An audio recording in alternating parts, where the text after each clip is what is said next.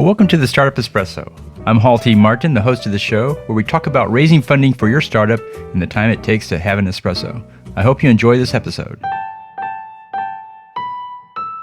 Hello, this is Hall T. Martin with the Startup Funding Espresso, your daily shot of startup funding and investing. While traditional venture funds increase their fund size over time, corporate VCs should keep their fund size low. Traditional VCs seek higher compensation and can do so by increasing the size of the fund, which increases their management fee. Corporate VCs are often compensated as employees of the company with some upside on successful outcomes, which are not necessarily financial exits. Collaboration, partnerships, and pilots are the most often used metrics for funded companies in a corporate VC fund. Therefore, it is important to keep the costs low, especially at the start, and then grow it over time as you prove out the program. It will be easier to provide a positive return on investment for a $25 million fund rather than a $200 million fund.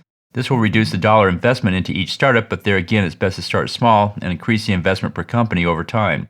A large fund may draw criticism from other departments in the corporation who want that budget for their purposes. A large fund can create a culture of contracted labor rather than a culture of collaboration. The final outcome is not a financial return, but successful collaborations and pilots. Thank you for joining us for the Startup Funding Espresso, where we help startups and investors connect for funding.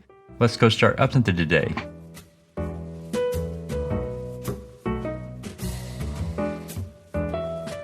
Hall T. Martin is the director of Investor Connect, which is a 501c3 nonprofit dedicated to the education of investors for early stage funding.